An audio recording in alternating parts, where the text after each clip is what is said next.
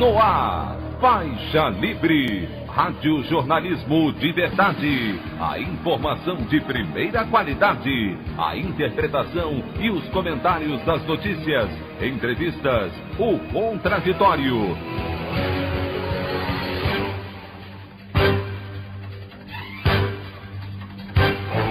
Tudo para aproximar você cada vez mais da realidade do Brasil e do mundo. Apresentação: Anderson Gomes.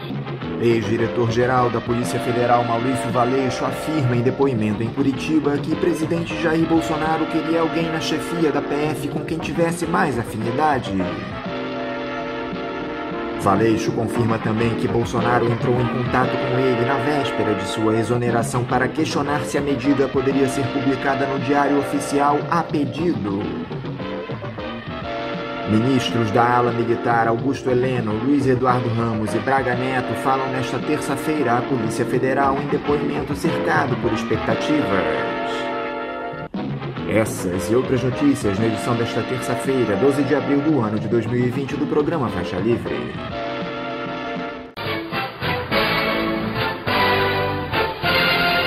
O comentário de Anderson Gomes.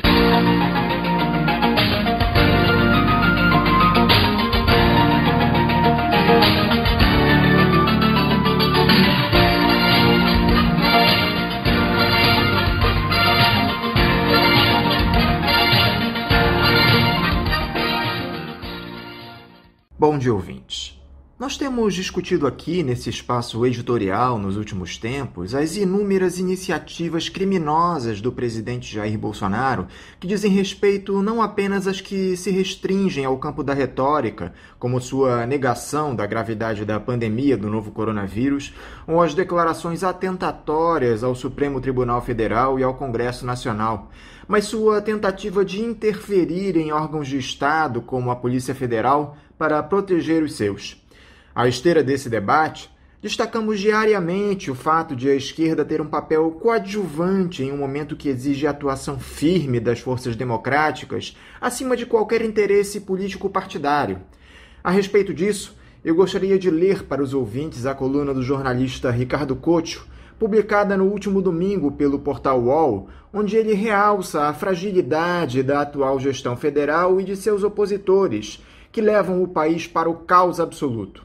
O título da coluna é "Sem governo e sem oposição, o Brasil vai morrendo aos poucos, cada dia mais". Diz o jornalista: "Estava pensando em escrever esta coluna de domingo com um balanço da pior semana que vivemos desde a posse de Bolsonaro, há exatos 495 dias, que já parecem uma eternidade.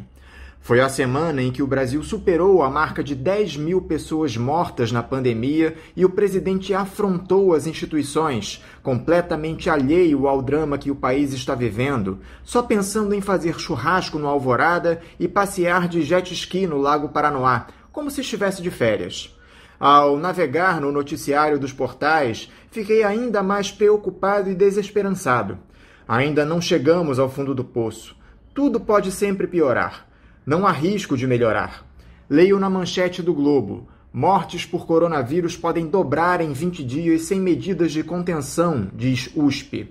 Segundo o jornal, simulações feitas por um grupo de pesquisadores da Universidade de São Paulo voltado para identificar quando o país atingirá o pico de infecções apontam que o número de mortes poderá dobrar nos próximos 20 dias e o de infectados alcançar cerca de 400 mil até o dia 5 de junho, caso não sejam tomadas medidas de contenção da transmissão do vírus. Quem vai tomar essas medidas? Em lugar de medidas de contenção, Bolsonaro prega exatamente o contrário. Quer o fim do isolamento social e a volta à normalidade na sua cruzada insana e suicida, em que é seguido por grande parte da população.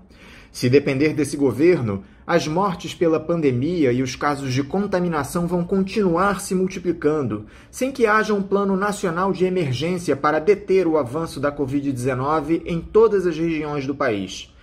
Nos outros países, há um intenso debate entre os governos e os líderes da oposição para discutir quais as medidas de contenção necessárias e as melhores formas de sair do isolamento social. Pois aqui não temos nem governo nem oposição. Não há nenhum debate. Esta é a dura realidade. Não há planos oficiais nem alternativos, nenhuma coordenação para implantar medidas urgentes. Cada governador ou prefeito age por conta própria e a população está completamente perdida sobre o que pode ou não fazer para não se contaminar. Agora, todo mundo tem que andar na rua de máscara, além de lavar as mãos, tudo bem. Mas será que só isso pode impedir que os hospitais fiquem cada vez mais superlotados, com milhares de pessoas nos corredores à espera de uma vaga na UTI? Até o Papa Francisco ligou no sábado para saber o que está acontecendo com os pobres em São Paulo e ouviu do arcebispo Dom Odílio Scherer que está tudo bem, tudo sob controle. A fala mansa do cardeal para acalmar o Papa é um retrato da omissão das lideranças da sociedade civil neste momento grave vivido pelo país. Até agora, nem tinha ouvido falar dele. Na época da ditadura militar, foram as posições firmes de outro cardeal de São Paulo, Dom Paulo Evaristo Arnes, que impediram mais e maiores atrocidades contra os presos políticos, denunciadas no livro Brasil Nunca Mais, do qual eu participei. Junto com os líderes da oposição partidária, os presidentes da CNBB, da OAB e da ABI formaram a linha de frente na resistência e na luta pela redemocratização do país. Mas hoje não temos nada disso. Cadê todo mundo? Não basta só fazer notas de repúdio, videoconferências, dar entrevistas para a imprensa estrangeira e publicar tweets nas redes sociais esculhambando Bolsonaro e seu governo. Quais são os líderes da oposição hoje em atividade? Quais são suas propostas alternativas para enfrentar essa tragédia? Por onde andam as lideranças dos movimentos sociais e populares para pressionar o governo e o Congresso a sair da inércia e cuidar dos que mais estão sofrendo nesta pandemia? Só na última semana, o fantasma que colocaram no Ministério da Saúde se dignou a visitar alguns hospitais, mas o presidente da República e representantes de outros poderes nem isso fizeram até agora. Bolsonaro só foi 2 vezes visitar o Hospital das Forças Armadas em Brasília. É incrível que só vejamos manifestações a favor do governo e contra a democracia, sem que haja uma mobilização popular capaz de deter a marcha da insensatez deste governo paranoico miliciano militar. Todos sabemos das limitações impostas pela quarentena a que metade do país ainda está submetida. Mas vamos esperar vacinas ou remédios para acabar com a pandemia e só depois dizer o que poderia ou deveria ter sido feito para evitar a escalada das mortes? 6 meses após ter saído da prisão, lamento dizer, até agora o ex-presidente Lula ainda não reassumiu seu antigo papel de liderança, nem mesmo do PT, para formar uma frente de oposição com os outros partidos de esquerda e centro-esquerda, as centrais sindicais, os movimentos populares e a sociedade civil organizada. Em 1984, esse líder foi Ulisses Guimarães. Agora sai cada um atirando para seu lado, batendo cabeça, sem clareza de objetivos, nem rumo definido sobre o que fazer para se opor a esse governo, que promove a maior destruição da história republicana. Não há nenhum sinal de ação concreta, enquanto Bolsonaro segue impunemente rumo ao autogolpe, cada vez mais evidente, com a complacência dos militares de pijama, que não querem perder as boquinhas no governo. Sem governo e sem oposição, o Brasil vai morrendo aos poucos, cada dia mais, sem vela nem velório, sem dó nem piedade. Assistimos bestificados ao massacre de vidas e esperanças, à espera de um milagre qualquer que nos faça acordar e cair na realidade. Acreditar em quem? Em quê? De que jeito? Vida que segue. A opinião do Faixa Livre. Bandeirantes, 1360. Estamos apresentando Faixa Livre. Fique em casa e defenda a educação, a saúde pública e a pesquisa brasileira. Seja solidário. A vida vale mais que os lucros. Uma campanha do Andes, Sindicato Nacional dos Docentes das Instituições de Ensino Superior. voltamos a apresentar Faixa Livre.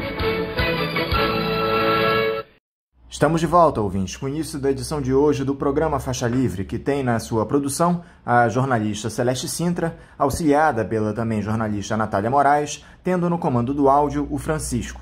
Meu bom dia a todos. E meu bom dia também a você, que pode aqui participar nos enviando mensagens eletrônicas para o endereço ouvinte@programafaixalivre.com.br ou ainda registrando suas participações diretamente nas nossas redes sociais. No Facebook, nossa página é o Programa Faixa Livre. No Twitter e no Instagram, para deixar o seu recado, basta seguir os perfis @PGMFaixaLivre.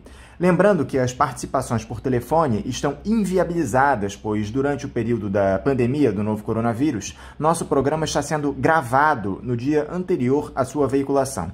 Pedimos desculpas aos nossos ouvintes que costumam interagir conosco desta forma, mas foi a maneira encontrada pela equipe do Faixa Livre para mantê-los informados sobre o que acontece no país e no mundo com essa nossa visão crítica, e ao mesmo tempo preservando a saúde dos profissionais que levam o programa ao ar. O Faixa Livre pode ser acompanhado também pelo nosso aplicativo para celulares com sistema operacional Android. O nome do aplicativo é Programa Faixa Livre. Os ouvintes também têm acesso à transmissão pelo nosso site, o www.programafaixalivre.com.br, ou pela página da Associação de Engenheiros da Petrobras, a AEPET, uma das nossas entidades patrocinadoras, no www.aepet.org.br. Para quem perdeu alguma das edições ou quer ouvir novamente o Faixa Livre, os áudios das entrevistas e editoriais estão disponíveis no nosso podcast, nos aplicativos Spotify, Deezer e Castbox. E dando início às nossas entrevistas, eu gostaria de cumprimentar o jornalista e professor da Pontifícia Universidade Católica de São Paulo, Leonardo Sakamoto. Leonardo Sakamoto, bom dia! Tudo bem, é sempre um prazer estar conversando com vocês, obrigado pelo convite.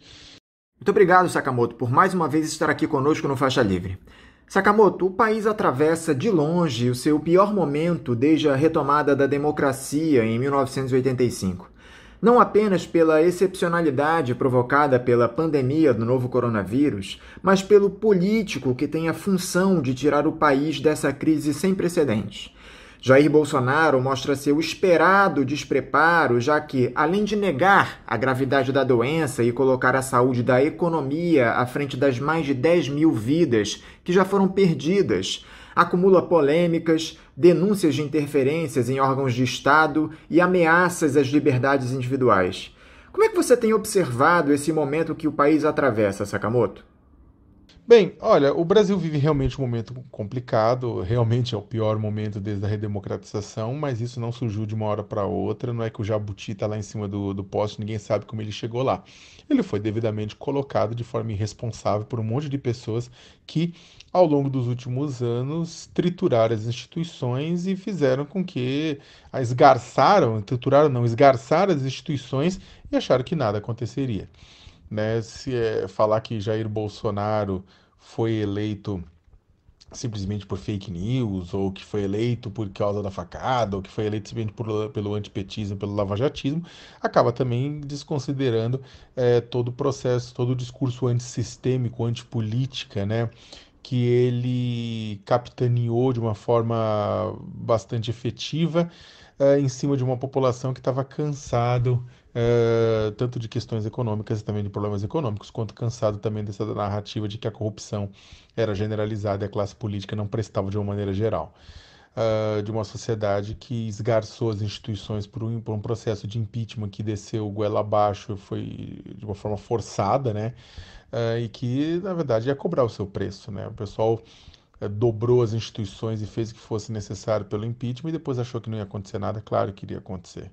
Mas não só, né? Esse espírito antipolítico, ele é anterior. 2013 foi importantíssimo, jovens na rua, a insatisfação, tudo isso colocado de uma forma democrática, mas é claro que o pós-2013 é o grande problema, né? São como grupos se aproveitaram do pós-2013 para detonar com a política, como a política que é a mais nobre das atividades humanas. Não estou falando da política institucional, da política no Congresso, em que quer que seja, mas a política como plataforma, como local, como ação de resolução coletiva dos conflitos, de forma com que as pessoas possam conviver de forma digna e de forma sustentável, né? O pessoal botou o pé, tripudiou, espancou a política e ao mesmo tempo essa insatisfação desse clima de que tudo é ruim, tudo é roubalheira, tudo aquilo, é claro que abre caminho para uma figura que prometia ser diferente, por mais que cheirasse naftalina e tivesse há 30 anos no Congresso sem fazer nada, mas que prometia ser diferente, que prometia ser o antissistema, que prometia ser a grande mudança, e que na verdade, foi simplesmente uma mudança para o passado, ou seja, ele mudou o que? Ele retirou as mudanças ele agiu para retirar e para ressignificar as mudanças desde 85, 88 e fazer com que o Brasil retrocedesse. E não foi também por falta de aviso dele. Ele prometeu. Bolsonaro pode ser acusado de muita coisa, menos de mentiroso no sentido do intuito, dos objetivos dele. Ele mente pra caramba, mas não, os objetivos ele foi sincero. Ele falou que o objetivo dele era retornar ao Brasil 50 anos em 5, até o momento que a gente estava no meio da ditadura. Para ele era uma época incrível, perfeita. O objetivo dele era esse desde o começo e ele tem colocado em prática, tanto no sentido de ressignificar registros históricos, tentar fazer com que as pessoas deixem de acreditar em mudanças que aconteceram, mudanças importantes de direitos que aconteceram desde a redemocratização, mas também voltar atrás em direitos. Neste momento em que você vive uma pandemia global assassina, é claro que isso tem tudo a ver. Ele está numa toada, Bolsonaro está numa toada de ignorar, a gente pode até conversar mais adiante, de ignorar as medidas científicas, de apostar na preservação do mandato dele. Ele quer que a economia não pare, porque ele sabe que a parada da economia pode significar um puta de um enrosco para ele, né? Porque ele vai perder popularidade, né? A população até acho que entende não, consegue ser convencida em parte pelo discurso de que a pandemia era inevitável, mas depois do day after, passado 1 ou 2 anos, por mais que ele fique culpando o governador pelo desemprego, governadores, é claro que vai ser responsabilizado e pode não se reeleger. Ele sabe disso e está tentando fazer com que as pessoas voltem ao trabalho. Para ele, vidas são menos importantes do que o futuro político dele. Né? E ao mesmo tempo também, se tudo der errado, ele surfa no caos, né? O que você colocou é verdade, a gente vive um momento delicado, ele fica falando o caos o tempo inteiro. Ele pode muito bem decretar estado de sítio, né, com a ajuda do Congresso Nacional e com o Centrão que ele está adquirindo, e com isso, tipo, ter poderes autoritários, né? Então é claro que pode acontecer muita coisa ainda, mas realmente a gente vive um momento muito delicado. No dia em que o Brasil atingiu a marca simbólica de 10 mil mortes pelo novo coronavírus no último sábado, o Bolsonaro apareceu andando de jet ski em Brasília. Antes disso, ele disse que faria um churrasco nesse mesmo dia, algo que desmentiu algum tempo depois. Ele já chamou a pandemia de gripezinha, fantasia, histeria, entre outros termos. Dá para continuar chamando o Bolsonaro de presidente, Sakamoto? Eu até escrevi sobre isso recentemente. O Bolsonaro, ele não age como um líder, né? Um líder, ele faria o quê?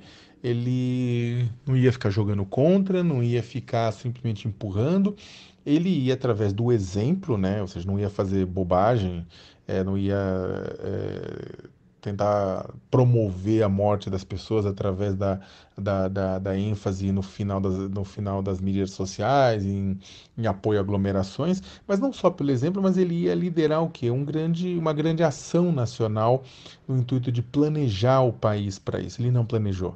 Enquanto estava rolando todos os países racionais, os líderes racionais estavam planejando de como eles iam enfrentar a doença, como entrariam em quarentena, como eventualmente fariam um lockdown, que é aquele travamento total, depois como é que eles sairiam do lockdown, como sairiam da quarentena, como se comunicariam com as pessoas, como garantiriam recurso financeiro para as pessoas se manterem, como garantiriam o funcionamento das empresas, principalmente das pequenas e microempresas, como é que tudo isso funcionaria. Ele não fez, ele ficou em negação, por conta de tudo que eu já falei anteriormente. E ele ia ficar em negação, E ele perdeu sua oportunidade de organizar. E por que que isso é essencial? Porque cada estado está fazendo uma coisa, há estados bem intencionados, há estados mal intencionados, mas cada estado está fazendo alguma coisa, entrando e saindo de quarentena. Isso deveria ser totalmente organizado, grandes cidades primeiro, depois os estados, depois outras cidades menores, depois os estados com menos população entrariam em quarentena, não precisa ser todo mundo ao mesmo tempo, porque também é ruim para a população, tem lugar que não tem caso nenhum, você está em quarentena, a população não sabe porque está em quarentena e acaba saindo para a rua, e aí chega a pandemia, e aí morre. Então, tudo isso deveria ter sido organizado, cronogramas, estruturas, atendimento nacional, SUS. Você tem teve um ministro da Saúde que, bem ou mal, como Mandetta, que colocou um ministro da Saúde racional, ele tem vários defeitos, mas ele foi racional, ele foi diligente, e Bolsonaro fez o quê? Demitiu. Então, ele não foi um líder, na verdade, ele foi simplesmente um promotor, um agente do caos, né? Até porque nisso, ou no caos ele consegue avançar em sua pauta mais autoritária, ou através disso ele consegue derrubar as medidas de quarentena, de isolamento social e fazer com que as pessoas voltem ao dia a dia, voltem ao trabalho. Então, é claro que foi. Ele, na verdade, ainda é presidente, é claro, né? Ele é presidente, só que, na minha opinião, eu tenho dificuldade de encontrar nele, de ver nele um líder, né? De ver uma pessoa que o seu modelo ético ele merece ser seguido e respeitado. É claro que ele é seguido, mas até aí, né? Sempre tem um chinelo velho para um pé cansado. Só que o seu modelo, ele tem um modelo ético para ser seguido e também através das suas ações e do seu planejamento, coisa que não houve, né? O Brasil ele está acéfalo durante o pior da sua crise, né? No momento em que o Brasil mais precisou de um líder na sua hora mais escura, dos anos recentes, esse líder naufragou, desapareceu e simplesmente luta pela preservação dos interesses seus, da sua família e dos seus aliados diretos, né? O interesse público não aparece.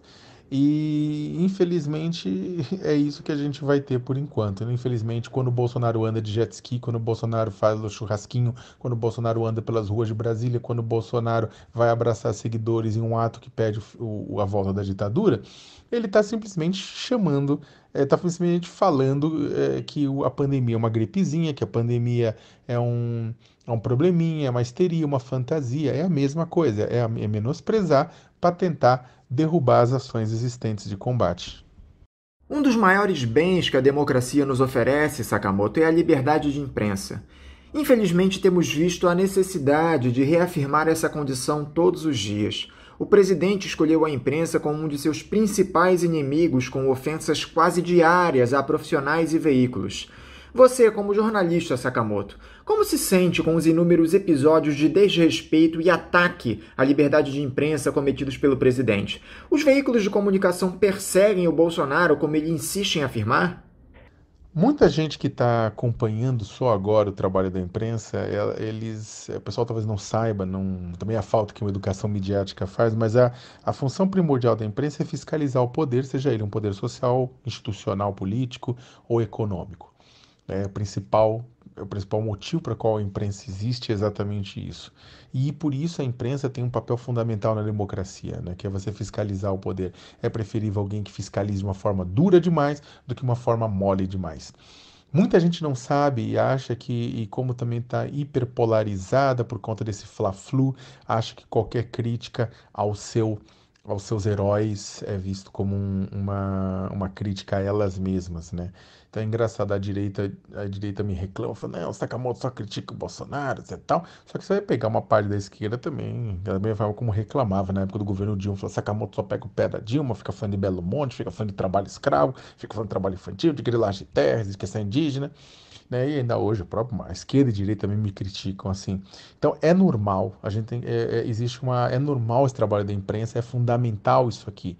Melhor uma imprensa chata do que uma imprensa favorável. Agora, o grande problema é que, e por isso é natural que, não estou falando que é legal, ou é bom, ou é saudável, mas é natural que a imprensa sofra críticas por parte do poder constituído.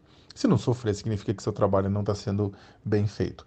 O grande problema é que Bolsonaro, e é que tá, e presidentes já fizeram, já geraram nas críticas à imprensa e em ataques, não, o ex-presidente Lula, o presidente Fernando Henrique, a determinadas imprensas, assim, ao presidente Temer, outros presidentes já fizeram isso, né, já fizeram essas críticas, a presidenta Dilma. Agora, o grande problema é que o Bolsonaro inaugura outra coisa, não é ataque. O Bolsonaro vem fazendo linchamento público de jornalistas e principalmente se a jornalista é mulher. Se a jornalista é mulher, os ataques de Bolsonaro e de bolsonaristas são muito mais violentos. Haja visto o que aconteceu com Patrícia Campos Mello, ou com Miriam Leitão, ou com tantas outras repórteres e analistas e colunistas que têm toda a atenção do Bolsonaro e da família e dos bolsonaristas, né? Então, qualquer matéria que coloca em xeque ou os interesses deles, ou a narrativa que eles tentam construir, e aí a importância da imprensa, se não tivesse imprensa, ou não tivesse mídia, né, a Bolsonaro ia conseguir reproduzir a versão que ele quisesse das coisas pelas redes sociais, pelos pronunciamentos dele, ele não consegue, tá lá a imprensa causando problema para ele. E ele vai atacar, ele vai xingar, ele vai fazer tudo por quê? Exatamente porque impede que ele coloque em prática uma marcha totalmente irracional de redução de direitos ou de ressignificação dos fatos históricos. Então, é importantíssimo o trabalho da imprensa, mesmo que a população ache que não, ela é importantíssimo o trabalho da imprensa, ela impede que bizarrices sejam realizadas. Agora, a justiça brasileira deveria ser muito mais célere no julgamento de casos de ataques, de difamações a jornalistas. Né? Não é aceitável numa democracia que um jornalista seja preso, seja violentado, seja espancado. Eu mesmo já apanhei, já fui cuspido na rua, sou vítima de campanhas de difamação, fui vítima de campanhas de difamação desde 2013, 2014 até agora. Então, eu sei o que é isso, eu sei a morosidade da justiça nesse caso. Muitas vezes também não falo por mim, porque eu sempre tive apoio dos veículos que eu trabalhei, mas muitos veículos de comunicação, eles simplesmente não apoiam os seus jornalistas, não apoiam os seus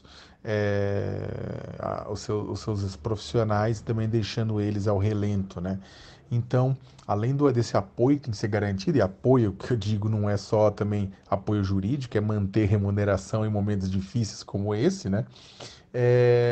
Além disso, também tem que ter o apoio da sociedade e tem que ter uma justiça célere que julgue com rapidez casos de violência e de assédio.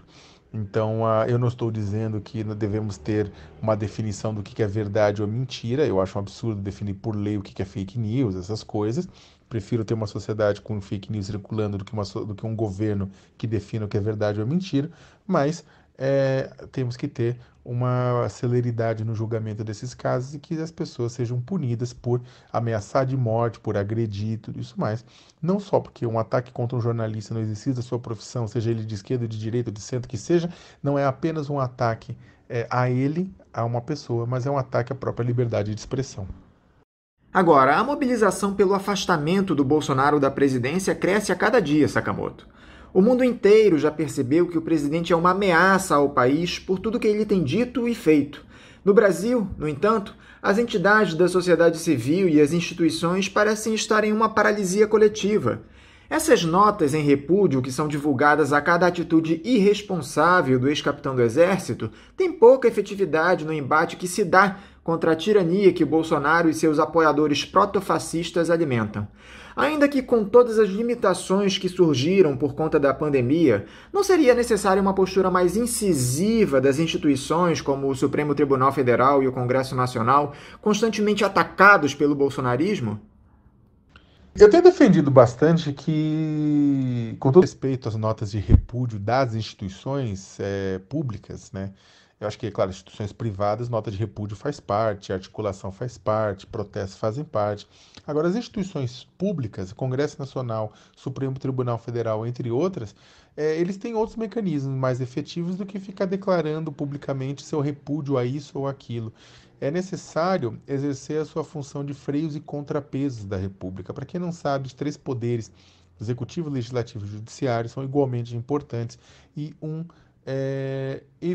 contém excessos de outros e equilibra o país quando um dos poderes desequilibra. A função deles é exatamente essa. Então, é muito engraçado quando nós vemos pessoas... E olha a falta também do que uma boa educação não foi educação moral e cívica, foi uma educação para a cidadania, faz falta em escolas, que é o quê?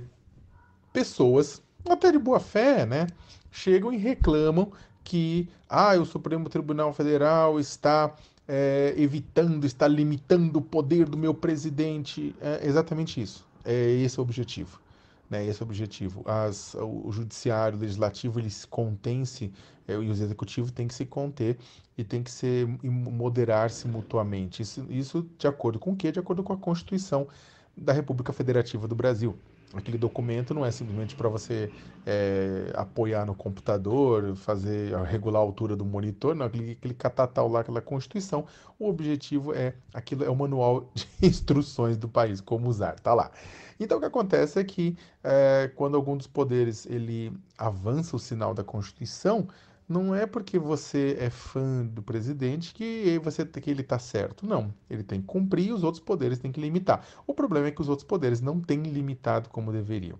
Né? Existem várias formas. Pode ser, o Congresso pode convocar, o Judiciário pode convocar. Só recentemente, por conta da pandemia, por conta de excessos absurdos, é que começou-se a ter ações mais visíveis do Congresso Nacional, que também acompanha o fato de que o próprio discurso bolsonarista começou também a escalar no sentido de questionar as ações, né, do Congresso Nacional, então do Supremo Tribunal Federal. O Supremo vai barra uma ou duas sandices do presidente, aí ele bota, o povo vai pra rua, o povo dele vai pra rua, né, aquela minoria da sociedade que apoia ele radicalmente, vai pra rua, e aí é claro que o Supremo também tem que criar novas barreiras, né, tem que, na verdade, limitar quando é pedido publicamente golpe militar, quando é pedido o que eles chamam de intervenção militar, que é um golpe na prática. Então, existe uma...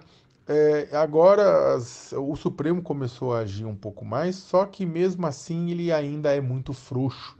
O presidente Dias Toffoli recebeu Jair Bolsonaro com os empresários fora da agenda para ouvir pressão indevida para reabrir a economia, né? Quero ver se 4, 5 pessoas daqui da sociedade civil vai lá e fala, quero falar com o Toffoli agora, levando um governador ou um prefeito, se vai ter a mesma coisa. Não vai. O Toffoli ainda, no intuito de querer botar panos quentes, muitas vezes bota panos quentes em quem está querendo, ferrar a Constituição. E é claro também que o Congresso Nacional, que deveria agir mais, eu não estou nem falando simplesmente da abertura de um processo de impeachment, estou falando de uma coisa mais prática, de convocar, né, de convocar a sociedade, de convocar o político, o presidente, pessoas do governo, não só para prestar esclarecimentos, mas para, não é convidar, é convocar mesmo, para que constranger diante de constrangimentos públicos que o governo faz à Constituição. O Congresso, ele, na verdade, está correndo risco agora, por uma questão financeira, né, por conta da compra de apoio por parte do Centrão, ele simplesmente garantiu uma base para o Bolsonaro que não seja possível fazer essas cobranças públicas que possam, na verdade, inclusive, vai ser mais difícil, por exemplo, questionar a permanência de ministros ou mesmo qualquer ação contra o presidente, uma vez que o presidente está comprando sua base de apoio lá dentro. Então, é um momento muito difícil. Os freios e contrapesos da República demandam independência entre eles e demandam também que a população entenda que essa independência é fundamental para a gente manter a democracia. Só que boa parte dos seguidores do presidente não estão interessados em democracia, estão interessados em garantir ao seu líder todos os poderes e todos os plenos dos poderes. Esse inquérito que foi aberto pelo ministro Celso de Mello para apurar as denúncias do Sérgio Moro de tentativa de interferência do Bolsonaro na Polícia Federal começa a caminhar com mais velocidade, Sakamoto. Depois do ex-juiz, ontem foi ouvido o delegado Maurício Valeixo, pivô de toda essa crise, e hoje os ministros da ala militar Augusto Heleno, Luiz Eduardo Ramos e Braga Neto, que participaram daquela reunião ministerial na qual o Moro acusa o presidente de coação, prestam depoimento. O vídeo da tal reunião já está sob custódia do STF, isso depois do governo muito resistir em fornecê-lo. Se comprovada a tentativa de interferência de Bolsonaro nesse processo, Sakamoto, Você acha que haveria viabilidade política para o impeachment? O presidente já se acertou com o baixo clero na Câmara e garantiu dezenas de votos a seu favor no caso de aceitação de um pedido de afastamento pelo Rodrigo Maia. É possível a aprovação do impeachment no parlamento, Sakamoto? O presidente da Câmara dos Deputados, Rodrigo Maia, ele já recebeu mais de 30 pedidos de impeachment e que abundam, na verdade, provas e evidências de que o presidente cometeu crimes de responsabilidade não só agora, mas antes. A questão, na verdade, é outra. O impeachment ele é um julgamento político, não é jurídico. Se fosse jurídico, talvez Dilma Rousseff não teria sido cassada, uma vez que pedaladas fiscais tinham sido cometidas por todo mundo antes dela. E Bolsonaro já fez coisas muito piores do que pedalada fiscal. O ponto é que é político, é o apoio que o presidente tem na sociedade e no parlamento. No parlamento, nesse exato momento, Bolsonaro está comprando apoio através da concessão de cargos com o Centrão, exatamente com aquele grupo que ele prometeu na campanha eleitoral que ele ia ficar longe, que a velha política, a velha forma de política, a porca apertou, ele foi às compras, está comprando deputados através da concessão de cargos para garantir ficar ao lado dele.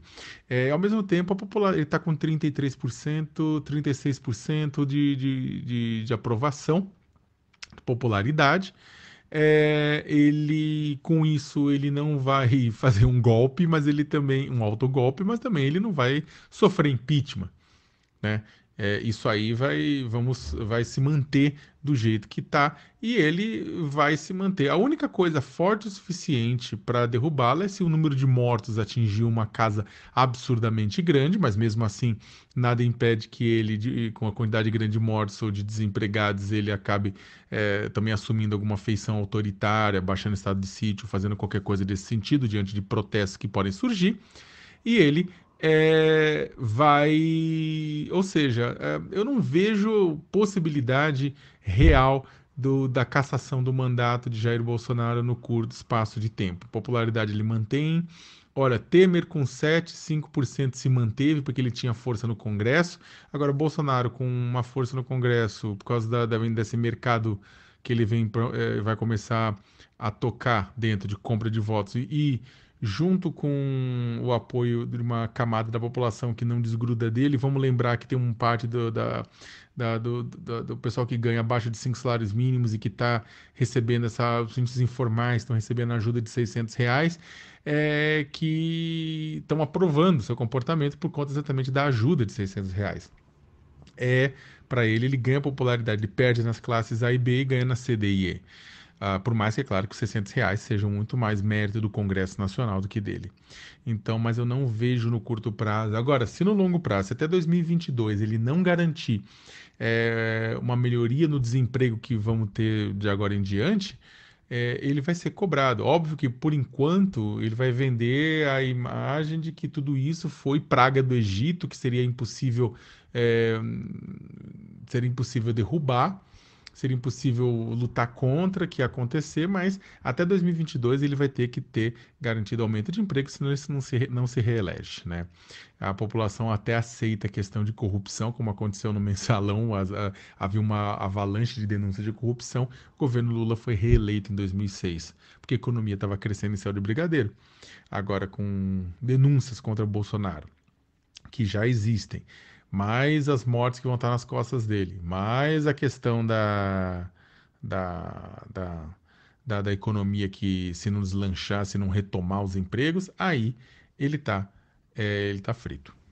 Um desses movimentos do Bolsonaro em direção ao Centrão foi a entrega da diretoria do Departamento Nacional de Obras contra a Seca, o DENOX, ao Partido Progressista do deputado Arthur Lira.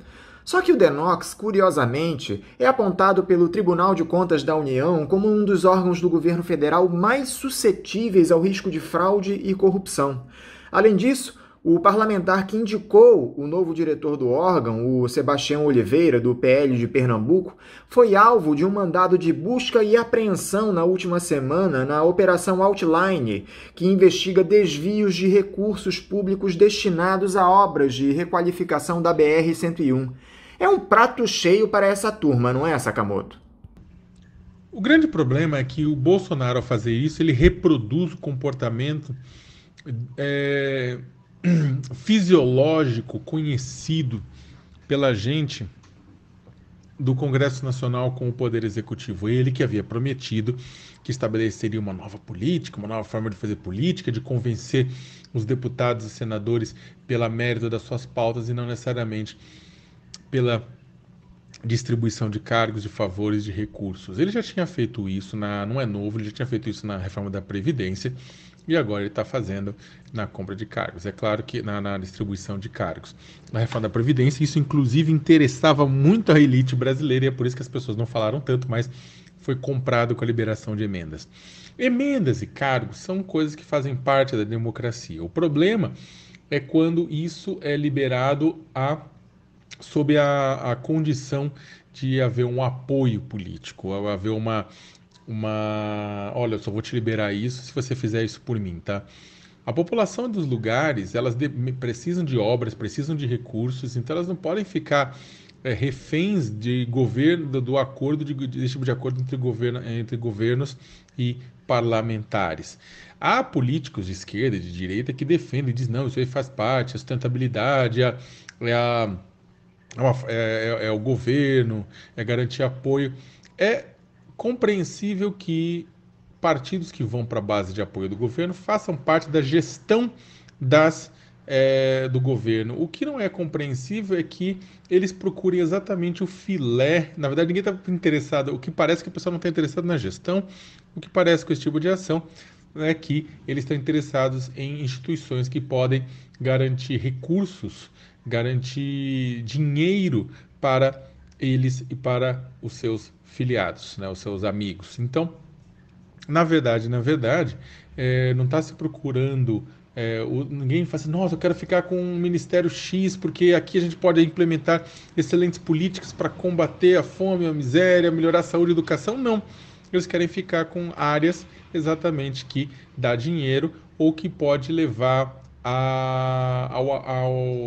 não o apoio, mas que pode incentivar ainda mais o cabresto, né? Voto de cabresto. Você vai falar, eu vou ficar com o Denox, né, obras contra a seca, então você vai fazer obras nos municípios em que os políticos amigos são privilegiados em detrimento de outros, pensando em votos, pensando em recursos para eleições municipais ou estaduais e federais. Então, é o velho bom toma lá da cá. Por falar nesse pessoal, o Roberto Jefferson, presidente do PTB, que esteve preso por envolvimento no chamado Mensalão, apareceu nas redes sociais esse fim de semana com um fuzil na mão, se dizendo preparado para o combate ao comunismo, à ditadura e à tirania, pedindo que o Bolsonaro, veja só, demita e substitua os 11 ministros do Supremo Tribunal Federal.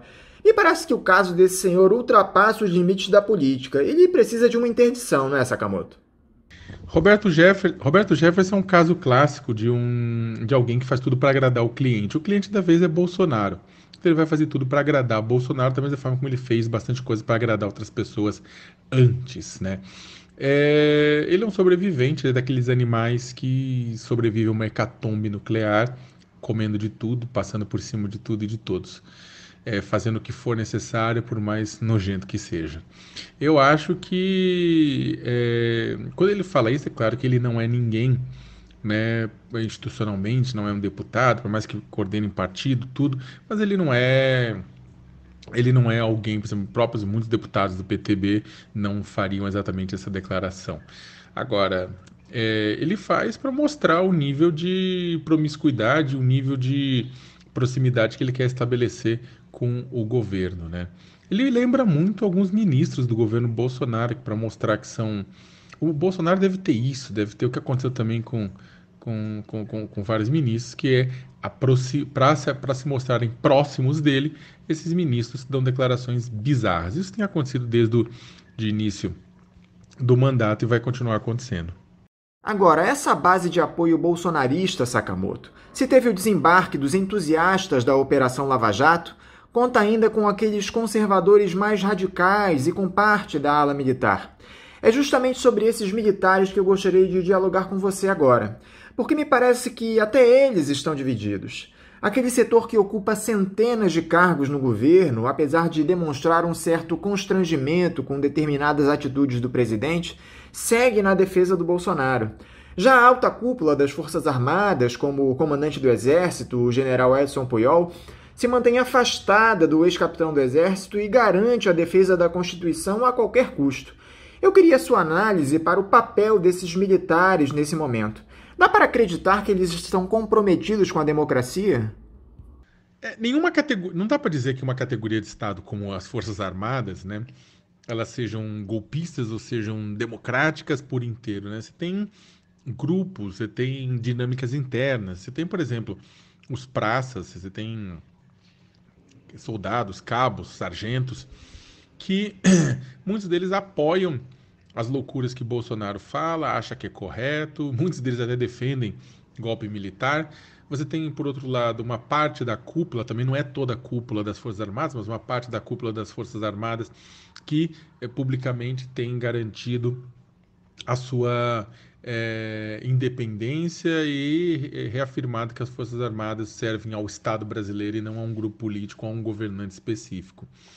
Agora, é difícil, na verdade, fazer. O que a gente tem em cima disso são conjecturas, são informações que são passadas para um ou dois repórteres, vazadas, porque muitas vezes as pessoas não falam publicamente. As mesmas declarações dos comandantes das Forças Armadas, se por um lado são boas, por outro também eles evitam de ser mais categóricos e deveriam ser mais categóricos neste momento. As Forças Armadas, o tipo de declaração que é dada pelo presidente Bolsonaro, não cabe mais nelas meias declarações ou meias justificativas ou falar, não, olha, não, sabe, dar umas respostas que podem vir a significar tal coisa ou significam tal coisa, mas lateralmente. Não, precisa de uma resposta objetiva e direta das Forças Armadas. Fala assim, não, as Forças Armadas não estariam ao lado de nenhuma aventura antidemocrática de quem quer que seja, inclusive do presidente da República, Jair Bolsonaro. Sabe, não tem que... Ah, mas ele é o comandante em chefe. Sim, mas ele não é o dono das Forças Armadas, ele é comandante-chefe, presidente da República. Então, existe uma necessidade de uma comunicação de uma forma mais ampla do que está acontecendo e um repúdio maior do que está acontecendo. Meias palavras ficaram para trás, a necessidade seria de um repúdio mais amplo. Agora, é também bastante cômodo para as Forças Armadas permanecerem lá. Eu não acredito que as Forças Armadas queiram um golpe na cúpula, que está no governo, que está na ativa, na passiva, ninguém quer um golpe. Agora, eles querem manter sua alta influência sobre o governo. O governo das Forças Armadas aparelharam boa parte dos ministérios e continua sendo aparelhado. Então, existe e para eles é interessante que tenha recursos para compra de equipamentos, para que eles não mudem muito a questão de aposentadoria, melhores salários. E a ideia é isso. E vai continuando, até uma coisa mais comezinha. Ele sabe que, em última instância, tipo, se o Bolsonaro cair, um general assume, que é o Mourão. Então, também uma situação cômoda para eles, né? Eles deveriam colocar e botar o pé na mesa no sentido de não do que o Bolsonaro diga ou deixa de fazer, deixar claro o que as Forças Armadas defendem, né? Só que o problema é que eu também duvido desconfio que uma parte da cúpula também tenha receio que se eles botarem de uma forma muito firme que as Forças Armadas não aprovem isso, rola uma quartelada. Os próprios praças, o pessoal de baixa patente vai chegar e vai falar, não, a gente concorda, né, a gente vai fazer. Então, da mesma forma que um monte de gente de baixa patente da Polícia Militar tocou o terror e agiu como miliciano na greve, na paralisação da polícia lá no motim da polícia no Ceará. Então, eu acho que tem gente lá dentro que até falaria isso, mas tem medo do que aconteça, que sabe que é tudo muito sensível, muito complicado. Essa resistência ao bolsonarismo passa por uma ação firme das oposições. Só que eu te confesso que ando meio com o pé atrás com os partidos de esquerda, Sakamoto. Não há uma ação coletiva entre eles para combater os desmandos do presidente e impulsionar o discurso do impeachment. Parece que eles estão meio que cada um por si. Não falta uma postura unitária desses partidos em torno da pauta do afastamento do Bolsonaro? Bem, a oposição teria um papel fundamental nesse processo aqui agora, só que a gente continua vendo uma desunião, pessoas apontando para diferentes direções, O problema é que não há consenso nem com relação ao impeachment. Há gente na oposição que defende que Bolsonaro sangre até 2022, só que eu não sei se o país consegue aguentar isso. Outros, na verdade, acham que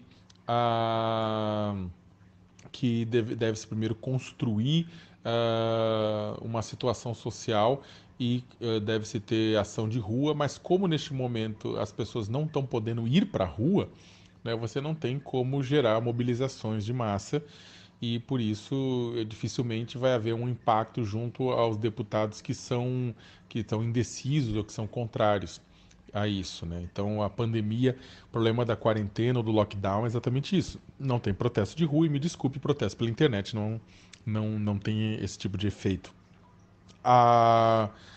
E é claro que também há outros pontos, outros grupos na oposição que defendem que isso seja tocado pela sociedade civil e não pela oposição, outros que defendem que o impeachment é uma pauta que unificaria a oposição, o fato é que não unificou.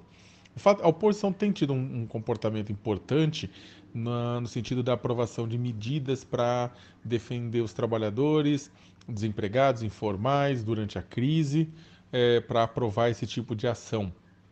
Contudo, quem tem polarizado publicamente de uma forma mais firme contra o presidente da República é chefes de poderes, como por exemplo Rodrigo Maia, ou pessoas, ou como governadores, como João Dória, né? Ou como o próprio Flávio Dino. Flávio Dino, na oposição, ele é, acho que talvez o nome de governador que mais se sobressaia na oposição aos comportamentos de Jair Bolsonaro, né? Que inclusive irrita o próprio presidente por conta dessas declarações.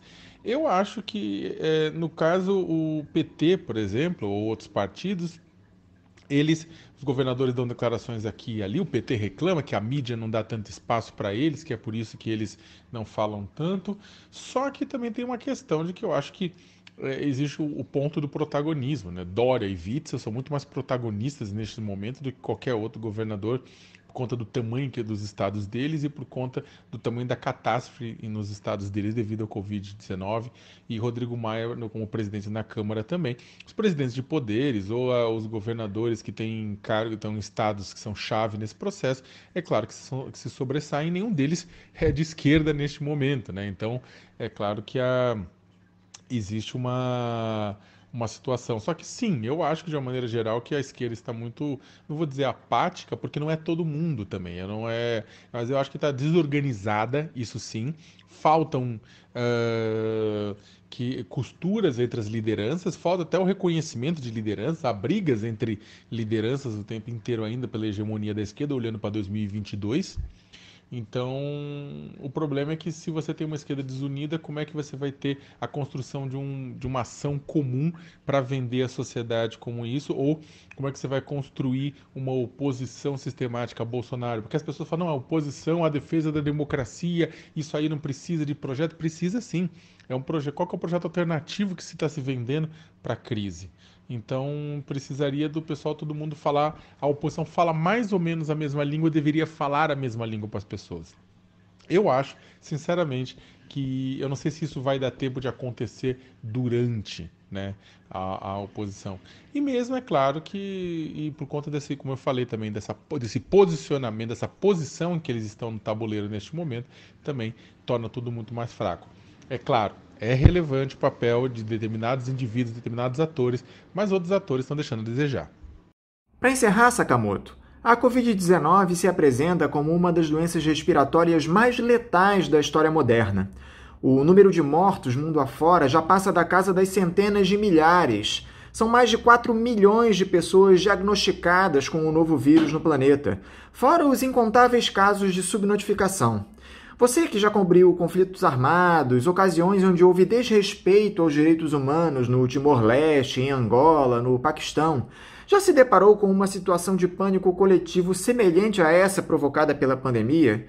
Como é que você analisa as ações dos diferentes líderes mundiais e da Organização Mundial da Saúde no combate à doença? Em muitos aspectos, a gente está vivendo um período de guerra, né? Você tem mortes, você tem mortes estúpidas, você tem falta de recursos, você tem pânico, e é claro que nada de muito bom sai disso. Aquela coisa de que a solidariedade vence, não é verdade. você tem solidariedade. O próprio Júlio Lancelotti, padre Júlio, que cuida da Pastoral do Povo de Rua em São Paulo, falou que tem identificado, tem visto que aumenta a solidariedade com o povo de rua, e é verdade, você tem pessoas que ajudam, que saem e aparece o melhor das pessoas, mas ao mesmo tempo aparece o pior das pessoas. Não é só solidariedade, não é só alegria, são enfermeiros e médicos que são atacados na rua, sai daqui, você tem vírus, são pessoas que roubam o rolo de papel higiênico do carrinho de outra pessoa, são pessoas que fazem de tudo para roubar vaga e fila, na fila de alguém por conta da sua própria sobrevivência, a fila do hospital. Então, o pior aparece das pessoas naquele instinto de sobrevivência idiota e burro. Então, aparece muito cada um por si e Deus acima de todos, né? Isso eu vi muito em áreas de conflito, né? Principalmente na África, quando o governo nega tudo, quando o governo está cagando e andando para a população tem que se virar para sobreviver e nada de muito bonito pode sair disso. De certa forma, o governo Bolsonaro está cagando e andando para a população. Se estivesse realmente preocupado, estaria implementando medidas para promover o isolamento social, quarentenas, trancamentos totais, e não estimulando para as pessoas irem para o risco, irem para fora e retomarem suas atividades, sua vida agora, além de ser uma situação muito burra, porque quanto mais nos trancássemos agora, antes poderíamos sair, como está acontecendo com uma série de países. Só que a gente prefere manter essa situação numa situação morna durante um longo tempo. Então, eu acho que, agora, da experiência de conflito, é que uma hora passa, né? Uma hora todos esses conflitos passam, tudo passa e fica uma nova realidade. Eu não acho que essa nova realidade significa que o ser humano vai ficar melhor, porque não vai. Eu não acredito que países fiquem melhor por causa de guerra, né? A guerra sempre mata alguma coisa na humanidade.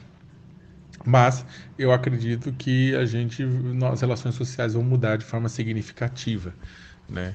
E talvez a política mude de forma significativa. É interessante que países com presidentes de um populismo de direita, populismo conservador, que tiveram um comportamento negacionista no começo, como Estados Unidos, Reino Unido e Brasil, estejam hoje entre os 3 que mais produzem mortos, entre os maiores produtores de mortos diários pela Covid-19. São pessoas que negaram a gravidade do problema, não tomaram suas ações.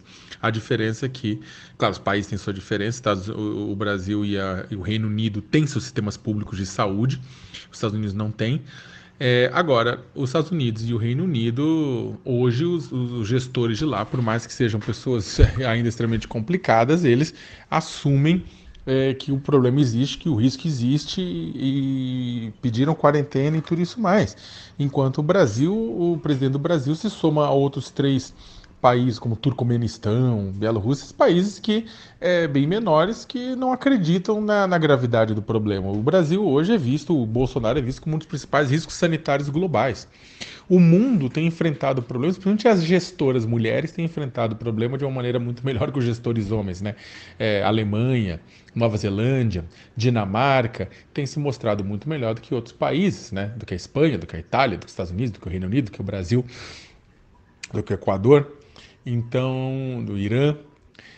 Eu acredito que talvez, com tudo isso, dependendo da quantidade de mortes, o saldo que saiu, eu não acredito que grandes mudanças, mas eu acho que alguma mudança política pode acontecer se a população tiver consciência de que a sua realidade poderia ter sido melhor se o seu mandatário tivesse sido mais racional. É complicado, temos eleições nos Estados Unidos este ano, seria a eleição que mais causaria impacto, né? Talvez o Covid mais causará impacto, só que também os próprios eleitores republicanos do interior do país acham que boa parte das mortes que estão acontecendo lá são fake news. Então é complicado, é difícil, não é fácil, porque além da guerra contra o vírus e da guerra econômica que está acontecendo, também tem uma guerra de informação, né? E uma guerra de informação com baixa transparência por parte de vários governos. Os governos que mais conseguiram mudanças, né, inclusive são governos totalmente que foram bem transparentes no trato, que os gestores vieram conversar publicamente toda hora, como foi a primeira-ministra da Nova Zelândia, né? Agora, países piores são aqueles que escondem, que mentem ou que agem com tudo isso junto, que é o governo Bolsonaro. Leonardo Sakamoto, muito obrigado por mais uma vez estar conosco aqui no Faixa Livre. Eu desejo a você uma boa semana de trabalho e um forte abraço. Eu que agradeço, brigadão, foi ótimo conversar com vocês e grande abraço e boa sorte para todo mundo. E por favor, gente, se não precisarem sair, fiquem em casa.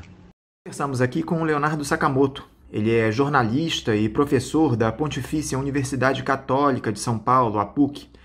Dentro desse processo de transição que vem ocorrendo no programa nos últimos tempos, os ouvintes passam a ter momentaneamente a opção de depositar suas contribuições em duas contas. Além da tradicional da Associação de Engenheiros da Petrobras, a AEPET, está disponível também a conta em nome da Associação de Funcionários do BNDES, a AFBNDES, cuja agência é a do Banco Itaú, de número 1964, conta corrente 03004, dígito 1. Repetindo, Banco Itaú, agência 1964, conta corrente 03004, dígito 1. Durante este período de excepcionalidade, os depósitos nas duas contas serão aceitos, sendo destinados ao financiamento dos custos do Faixa Livre. Mas pedimos àqueles que puderem encaminhar suas contribuições para a conta da FBNDES que o façam, pois em futuro próximo, esta será a única forma de proceder às doações ao programa. Repetindo mais uma vez a conta do Banco Itaú, agência 1964, conta corrente 03004, dígito 1. Agora vamos ao nosso primeiro intervalo. Voltaremos já já. Fique em casa e defenda a educação, a saúde pública e a pesquisa brasileira. Seja solidário. A vida vale mais que os lucros. Uma campanha do Andes, Sindicato Nacional dos Docentes das Instituições de Ensino Superior. Voltamos a apresentar Faixa Livre. Estamos de volta, ouvintes, e é com muita alegria que eu recebo o economista e apresentador do Faixa Livre, Paulo Passarinho. Paulo Passarinho, bom dia. Bom dia, Anderson. Prazer voltar a conversar aqui com o nosso público do Faixa Livre e especialmente com você. É um prazer aqui essa oportunidade de conversarmos ainda mais sobre essa nossa situação política, econômica que estamos passando. Muito obrigado, Paulo, por conversar conosco aqui no Faixa Livre mais uma vez. Paulo, em pouco mais de 1 mês e meio de isolamento social, o país tem constatado tudo aquilo que nós já sabíamos de Jair Bolsonaro. Além de incompetente como gestor e fraco como político, ele mostrou o seu lado cruel e genocida com as declarações e medidas que tem tomado no período da pandemia. Não bastasse tudo isso, ele empurrou o Brasil em uma grave crise política ao tentar interferir em órgãos de Estado. Eu gostaria da tua avaliação para todo esse quadro no qual estamos metidos por total responsabilidade do presidente da República. A situação, Anderson, de fato é muito grave. É o que se diz por aí, como se diz por aí, é uma tempestade perfeita, não é? Porque antes fosse o problema apenas o Bolsonaro. O Bolsonaro, de fato, é uma tragédia.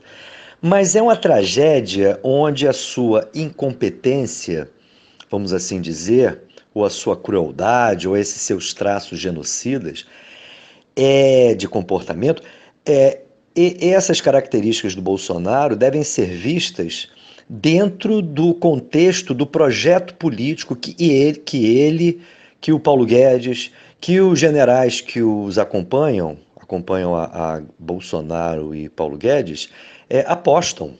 Na verdade, essa turma está comprometida com uma espécie de radicalização do projeto liberal no país, que teve início nos anos 90, mas que agora, sob o comando justamente de Bolsonaro, de Guedes e dos generais do Planalto, tem como objetivo liquidar todo e qualquer instrumento ainda existente no país que possa nos permitir pensar num projeto próprio de desenvolvimento e, principalmente, através desse projeto, buscar criar condições para o país ter autossuficiência. O que significa isso?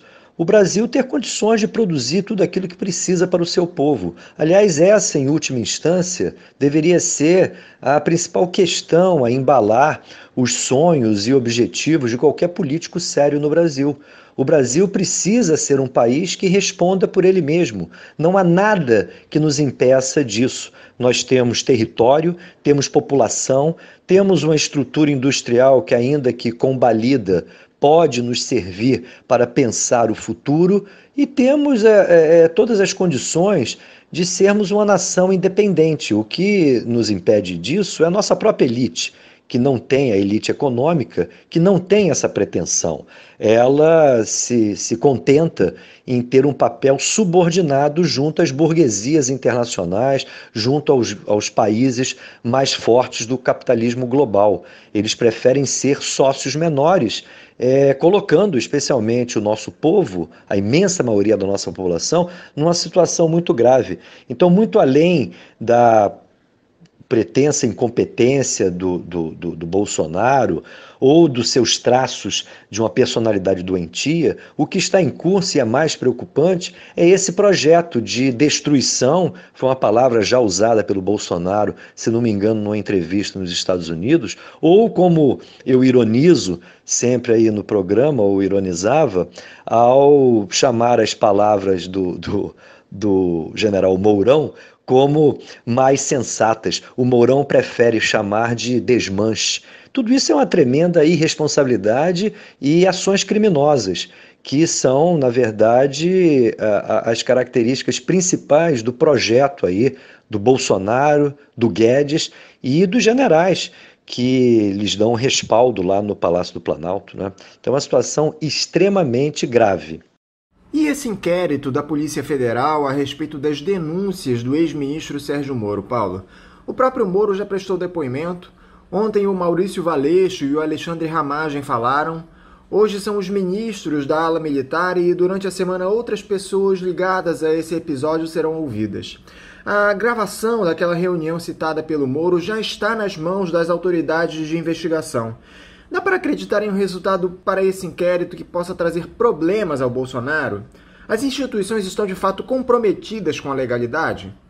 Anderson, essa pergunta é muito delicada, porque, em primeiro lugar, as instituições no Brasil, especialmente se nós formos nos referir aí ao Poder Judiciário e particularmente ao papel do Supremo, essa instituição, o Supremo, que inclusive está no comando aí dessas investigações a respeito aí das denúncias do ex-ministro Moro, o Supremo está comprometido com uma legalidade que é muito questionável, né? Eu mesmo aí no programa cunhei aquela expressão da excepcionalidade institucional como uma forma de ironia ao papel do próprio Supremo, frente a todo o processo político que vem se desenrolando no país, desde a ofensiva do PSDB contra a gestão e o mandato da ex-presidente Dilma. Então, desde que foi aberto o processo de impeachment contra Dilma, a gente tem assistido a verdadeiras curiosidades institucionais e jurídicas e constitucionais por parte do próprio Supremo. Então, qual será aí os desdobramentos desse inquérito? Eu não sei. Hoje nós temos aí esse depoimento dos ministros militares que realmente vão ficar numa situação muito delicada, né? Porque me parece que esses generais, em primeiro lugar, eles estão comprometidíssimos com o Bolsonaro e o seu projeto, né? Eles fazem parte do projeto. Eu vou até mais longe. Eu acho que se não for a esses generais, o projeto bolsonariano não existiria. Eu acho, inclusive, sou de opinião que a oposição cada vez mais deve centrar suas críticas não somente no Bolsonaro, mas nesses generais do Planalto. Agora, esses generais, eles têm hoje uma situação muito delicada, porque na medida em que o Celso Mello, o ministro do Supremo, que está à frente aí desse processo investigatório sobre as denúncias do Moro. Na medida que o Celso Mello tem a tal da fita que retrata lá a reunião dos ministros, e onde o presidente teria justamente criado uma situação de constrangimento, de pressão em relação ao próprio Moro, se o Celso Mello possui, então, essas informações, será muito difícil aos ministros, me perdoe, negar aquilo que o Moro, se é que é verdade, alega. É lógico que eles poderão contextualizar, não é, toda a discussão feita lá no Palácio do Planalto. Agora, eu não sei quais serão os desdobramentos. Me parece que há um jogo político que nós não dominamos. O jogo político de qual é o limite, por exemplo, do Supremo, de outras instituições, frente ao tensionamento permanente que o bolsonarismo impõe. Então, eu acho que a situação é delicada para o Bolsonaro, especialmente, mas a bola está com o Supremo. E eu não sei, na verdade, quais serão as intenções do Supremo em termos de levar às últimas consequências as medidas que, me parece, já poderiam ter sido tomadas caso nós tivéssemos uma oposição ao projeto do Bolsonaro que fosse de fato forte. O papel da oposição em relação ao Bolsonaro é muito peculiar, porque boa parte dessa oposição, especialmente aí os governadores de estados importantes, como de São Paulo, do Rio de Janeiro, ou mesmo forças que emergiram com fortes críticas ao governo Bolsonaro, como é o caso da TV Globo, por exemplo, todos eles apostam, na verdade, no projeto econômico do governo Bolsonaro. Em relação a isso, não há discordâncias.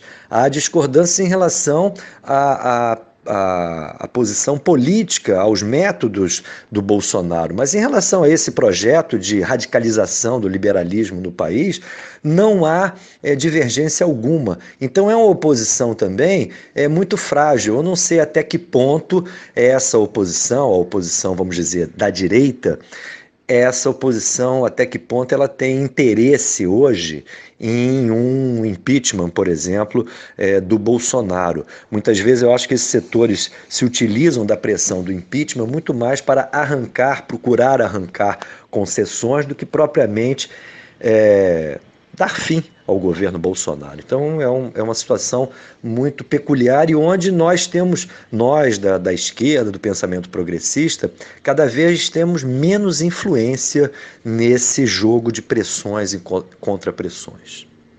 Curioso é que o Bolsonaro resistiu a entregar a tal gravação da reunião. Pelo jeito deve ter coisa ali que o compromete ainda mais, você não acha? Certamente, Anderson. Algumas dessas questões já vazaram aí pela chamada grande imprensa, né? Nós tivemos ali as críticas muito grossas e muito mal feitas, inclusive, do ministro das Relações Exteriores ao governo da China. Nós tivemos, tudo indica, a forma da discussão muito chula do próprio presidente em relação às posições do Sérgio Moro. Então tudo isso é muito constrangedor. Agora eu acho que também o Bolsonaro e a sua turma quiseram ganhar tempo, né? Para procurar aí, inclusive, estudar um comportamento frente aos questionamentos que certamente serão feitos hoje, especialmente aos generais lá do Planalto, que serão inquiridos lá pela turma da Polícia Federal. Então, não gostaria de entrar em maiores detalhes sobre isso, mas a questão é essa, né?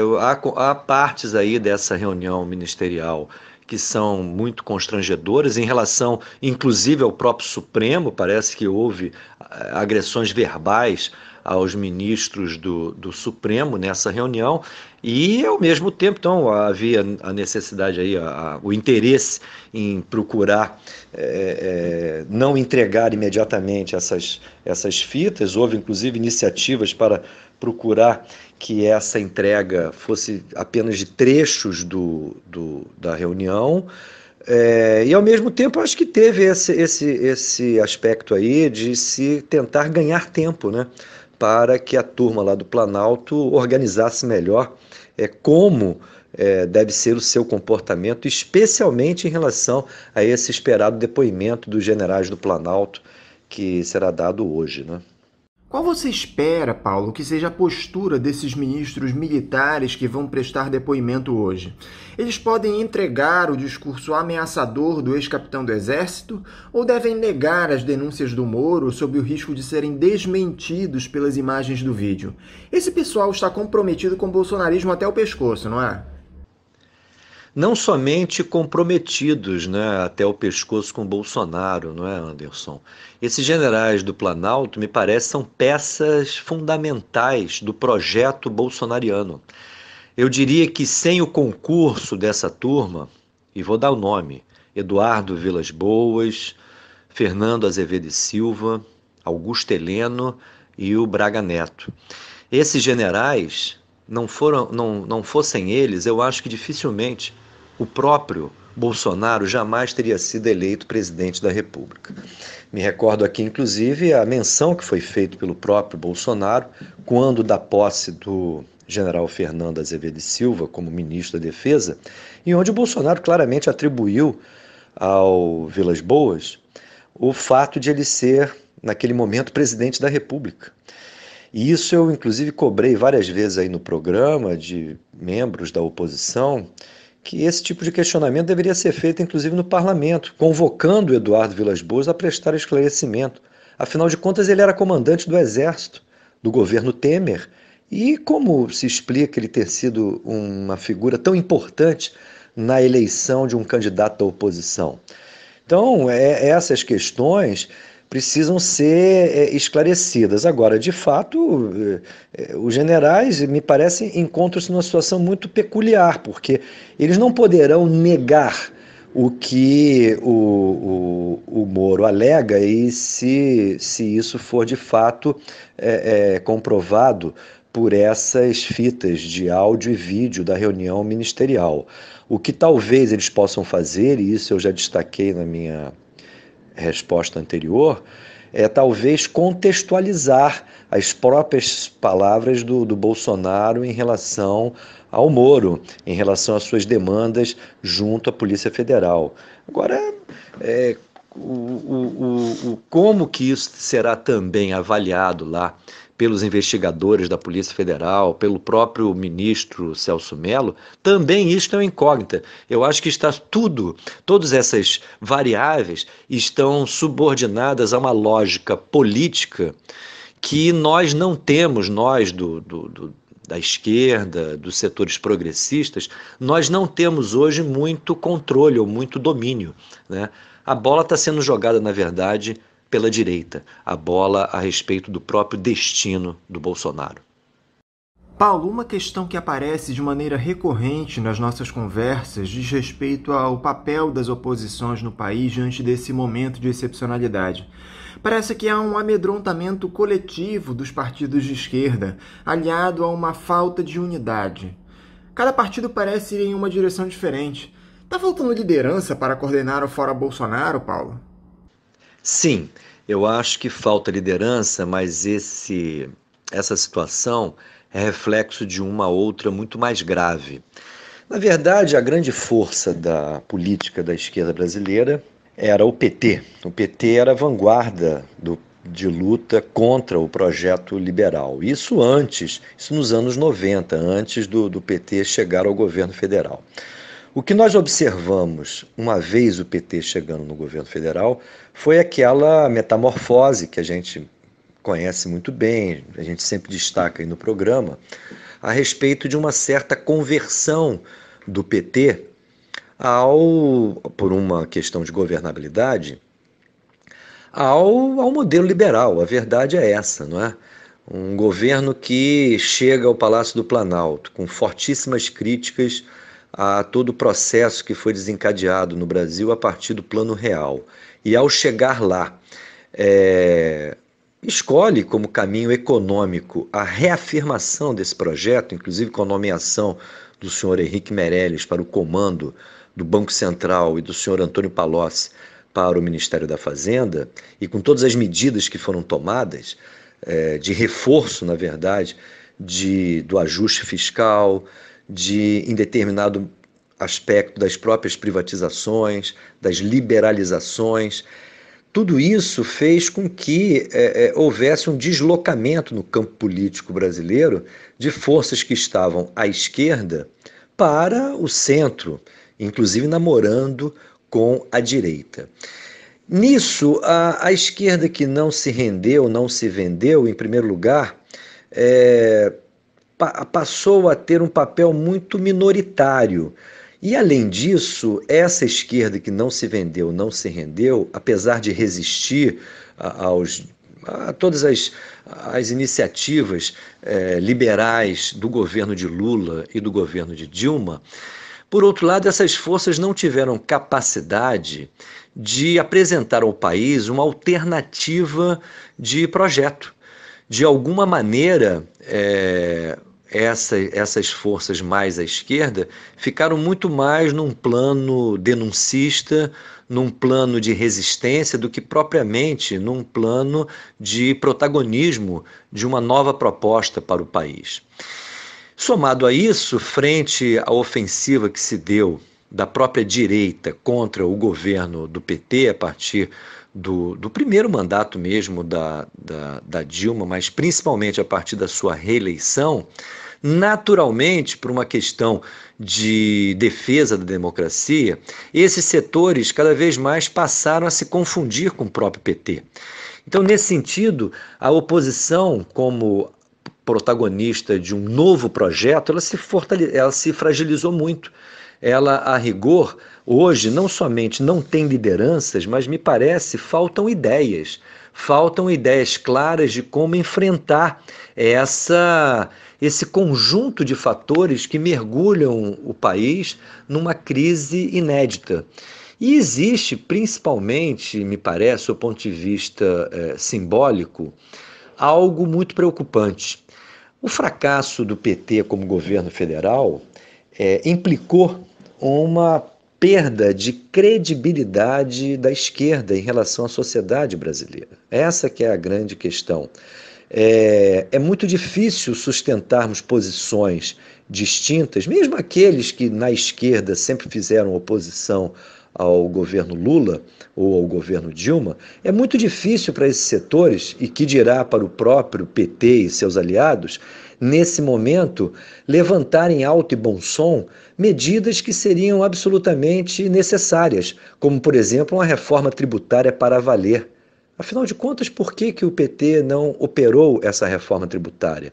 Ou uma mudança completa no desenho do Estado brasileiro, abandonando todo aquele desenho que foi construído a partir do governo Fernando Henrique Cardoso, mas que ganhou raízes, inclusive, nos governos de Lula e de Dilma. Eu me refiro ao modelo de Estado que foi concebido pelo senhor Luiz Carlos Bresser Pereira, com essas terceirizações, com a exclusividade de carreiras de Estado apenas para algumas funções muito clássicas de um Estado do século XVIII, do século XIX, mas que não tem nada a ver com o século XX. Eu me refiro a carreiras profissionais que sejam valorizadas e a investimentos do Estado em áreas como a educação, como a saúde, como o conjunto das políticas sociais que poderiam conformar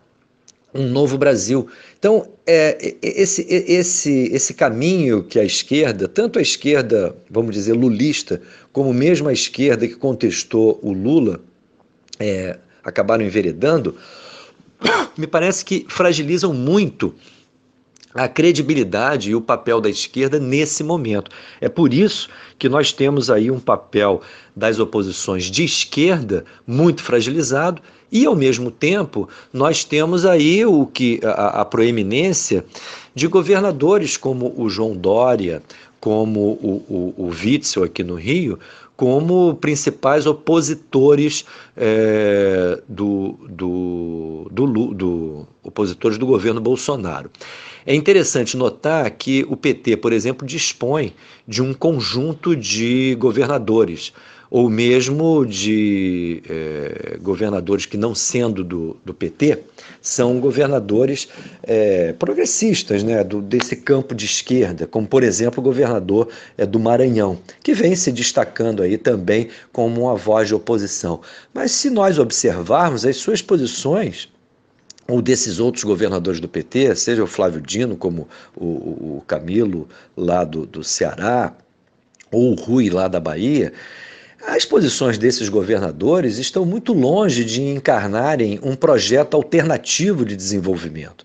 No máximo que nós podemos identificar nesses governantes são tentações de você minorar os prejuízos do projeto liberal, ou pior, aperfeiçoar esse projeto liberal. Então não vejo no campo aí das oposições realmente existentes a encarnação de nenhum projeto alternativo a esse do Bolsonaro. Eu acho que faltam ideias e falta principalmente a credibilidade. Me parece que a credibilidade da esquerda junto à nossa população, junto ao nosso povo hoje, é muito baixa. Mudando de assunto, Paulo, o seu xará, o ministro da Economia, Paulo Guedes, que andava afastado do governo, reapareceu com tudo de umas 2 semanas para cá. Ele deu uma longa coletiva recentemente, onde abordou uma série de temas relacionados aos problemas gerados pela pandemia, mas insiste na tese de que o capital privado é que vai tirar o país do caos. O mundo inteiro, uma série de economistas, inclusive liberais, adotaram discursos keynesianos, mesmo que de ocasião, em defesa de um Estado forte e intervencionista em um cenário como esse, onde há cada vez menos dinheiro em circulação e o empobrecimento das famílias se amplia. O Paulo Guedes é incapaz de admitir os erros que vem cometendo, Paulo? Não me parece incompetência, Anderson. A posição do Paulo Guedes é coerente com o projeto que está em curso. Essa que é a questão. A gente talvez possa ponderar o seguinte: esse projeto que está em curso, o projeto da destruição, do desmanche, como eu já destaquei, nós podemos dizer que ele está seriamente comprometido, porque a nova ordem que vai se gestando nessa situação da pandemia aponta justamente ao contrário. Ou seja, mais do que nunca será necessário que os estados nacionais assumam um novo protagonismo no processo político, econômico e social dos respectivos países. O problema é que essa turma aí do Bolsonaro, do Guedes e dos generais do Planalto estão em outro caminho. E eles insistem nesse caminho. Mais do que isso, eles querem aproveitar a situação das exigências da pandemia para aprofundar justamente esse desenho, esse projeto que eles têm na cabeça. Não sem razão, por exemplo, frente ao chamado orçamento de guerra, eles deram maior poder de fogo ainda para os bancos poderem operar, através do Banco Central, um processo, na verdade, de concentração dos negócios, com base aí nessa história da compra de títulos podres, que estará sob total controle do Banco Central e do Ministério da Fazenda. Isso dá um poder político a Paulo Guedes e a sua turma gigantesco. Por outro lado, quando eles criam constrangimentos e exigências aos governadores de estado para liberarem os recursos que serão fundamentais para enfrentar a crise fiscal decorrente da perda de arrecadação desses governantes, dos governadores de estado e também de prefeituras, eles com isso, ao fazerem essa exigência, eles querem avançar naquele projeto de total subordinação dos estados e das prefeituras ao modelo de ajuste fiscal preconizado pelo Ministério da Fazenda. Então, vejam bem, eles estão sendo coerentes, eles não estão sendo incompetentes. Agora, a situação colocada, a situação social e política colocada pela pandemia, me parece que torna inviável esse projeto. E aí encontra-se justamente o conflito político maior. Como que as nossas elites, que me parece continuam empenhadas também nesse projeto, como irão equacionar essa contradição? Porque as exigências sociais e políticas do momento apontariam para um outro caminho. Não sem razão, alguns economistas de formação liberal, conforme você destacou, vem assumindo aí ideias que aparentemente são, vamos dizer, entre aspas, keynesianas, ainda que de ocasião, porque, na verdade, eles estão percebendo que, frente à situação inédita dessa pandemia, não há outro caminho. Qual é a situação inédita dessa pandemia?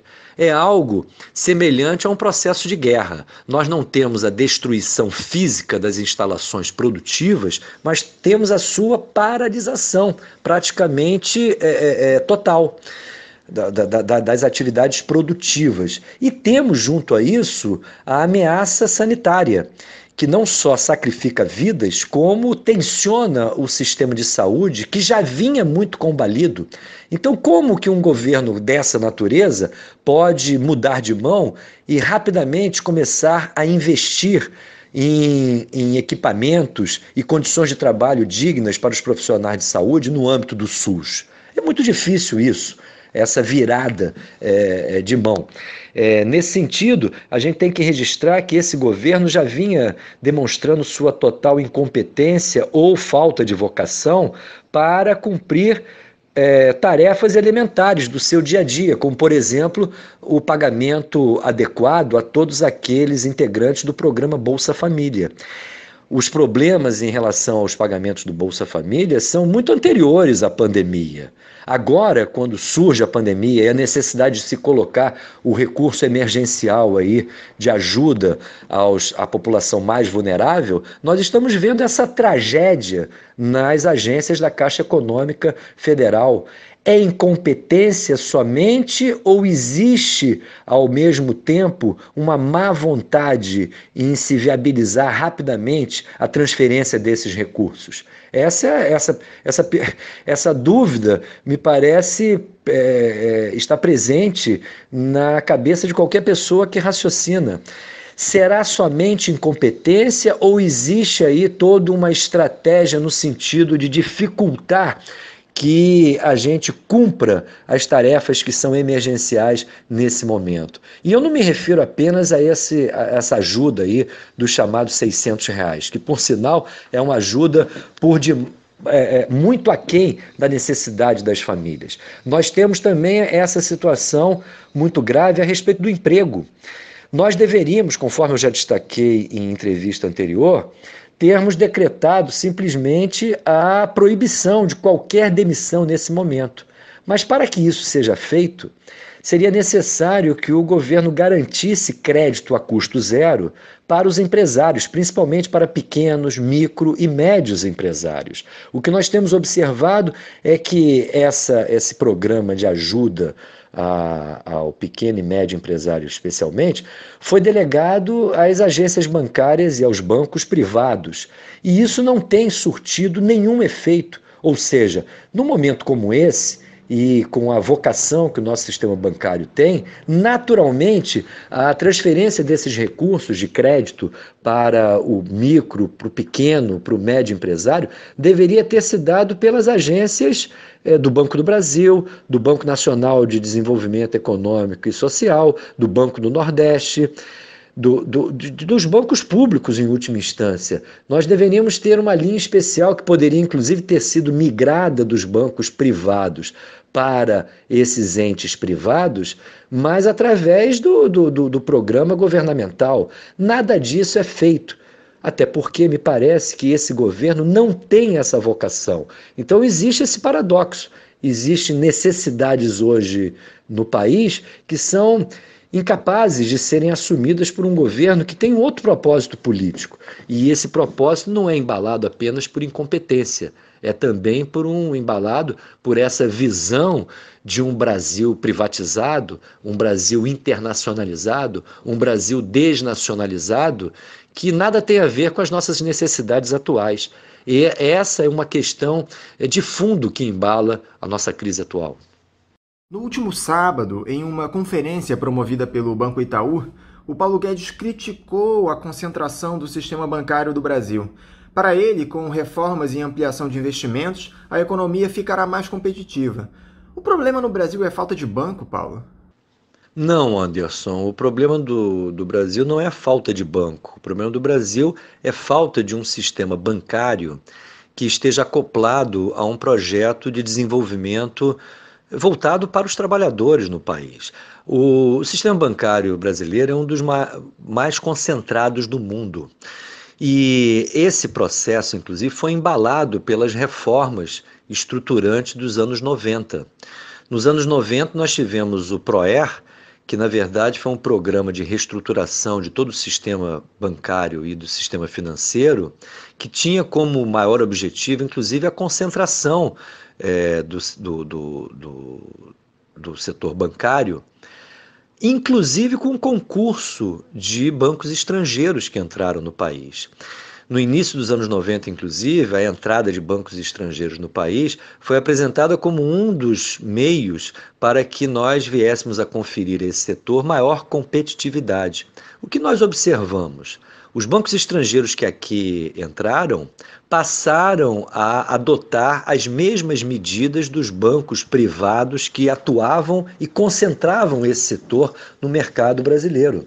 Então, essa história do Paulo Guedes, de criticar os bancos, ela tem que ser, na verdade, aprofundada. É verdade também que nessa conferência online do Paulo Guedes junto ao público, que era inclusive de banqueiros, ele também procurou refazer as suas próprias afirmações, né? Me parece que o Paulo Guedes é muito afeito a determinadas declarações sem muita reflexão. No curso dessa própria entrevista, ele procurou melhor situar suas palavras, mas são palavras absolutamente teatrais, que nada correspondem aos seus interesses, até porque ele faz parte dessa elite financeira que tem se beneficiado com a reforma financeira e bancária que foi feita à luz do PROER nos anos 90. Aliás, as grandes questões que nós temos que enfrentar estruturalmente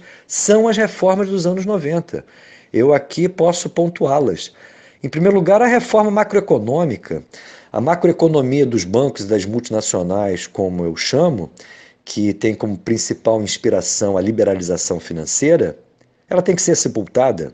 Assim como tem que ser sepultada a dita reforma do Estado, que foi inaugurada por Fernando Henrique Cardoso e por Luiz Carlos Bresser Pereira. Nós temos que sepultar aquela concepção tacanha de Estado que emerge daquelas formulações do ex-ministro do Fernando Henrique. Nós temos que enfrentar também a necessidade da reforma patrimonial, que representou nos anos 90 o impulso ao programa de privatizações no Brasil. Nós temos que rever essas privatizações. E, por fim, nós temos que enfrentar a reforma do sistema financeiro bancário, que, eu digo o seguinte, frente à situação que nós estamos mergulhando e frente à própria situação da economia mundial, mais do que nunca devemos colocar na ordem do dia a nacionalização do setor bancário. Se o setor bancário é por demais importante para não poder quebrar, por exemplo, esse setor não pode ficar nas mãos privadas. Se um setor é sistemicamente essencial para uma sociedade, ela não pode ficar sob a batuta de interesses privados, de banqueiros que apenas olham a sua própria perspectiva de acumulação. Se o setor bancário é um setor sistemicamente estratégico para o desenvolvimento do Brasil, nós não podemos ter, evidentemente, esse setor sob domínio de interesses privados e, principalmente, interesses que hoje, cada vez mais, estão internacionalizados.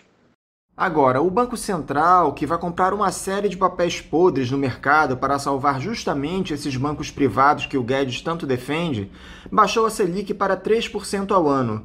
Isso é um tapa na cara dos governos de esquerda que foram incapazes de reduzir a taxa de juros do país, não é? Bem, Anderson, esse é um dos aspectos que me parece impõe hoje a esquerda brasileira, independentemente de ter maiores ou menores afinidades com o que foi feito ao longo dos governos de Lula e Dilma. Mas o problema é que essa situação é que impõe a tal falta de credibilidade que eu hoje observo em relação à esquerda. A relação da nossa população em geral, da opinião pública em relação à esquerda, me parece estar muito prejudicada por situações como essa que você descreve. Agora, é verdade também que só foi possível essa redução espetacular da taxa Selic em função do processo destrutivo que está sendo implementado na economia brasileira, diga-se de passagem, desde o segundo governo da Dilma, né?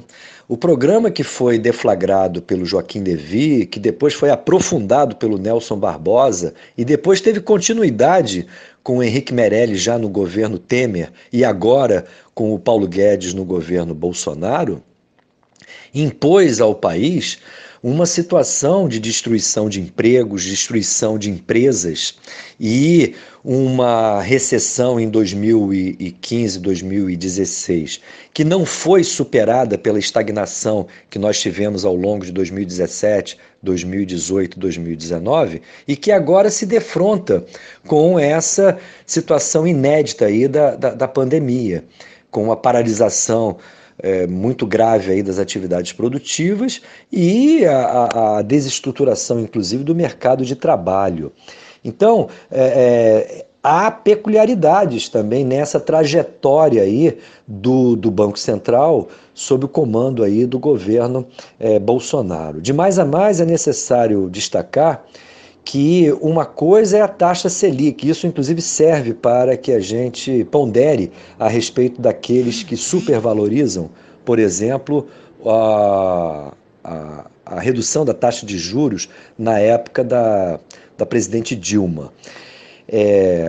Os títulos públicos, boa parte deles, e a proporção já foi muito maior, são atrelados à taxa Selic, mas já no governo Dilma houve uma redução do volume de títulos da dívida pública atrelados à taxa Selic. Tanto é que naquela ocasião, quando a Dilma Rousseff reduziu a taxa Selic para algo em torno de 7,5% ao ano, o custo médio de administração da dívida pública nunca ficou abaixo de 11,5% ao ano. E o mesmo está ocorrendo nesse momento. A taxa Selic foi reduzida para 3% ao ano, contudo, o custo médio de administração da dívida pública está muito acima disso. Então, é necessário melhor conhecer aí os meandros da dívida pública e principalmente a forma como ela é administrada.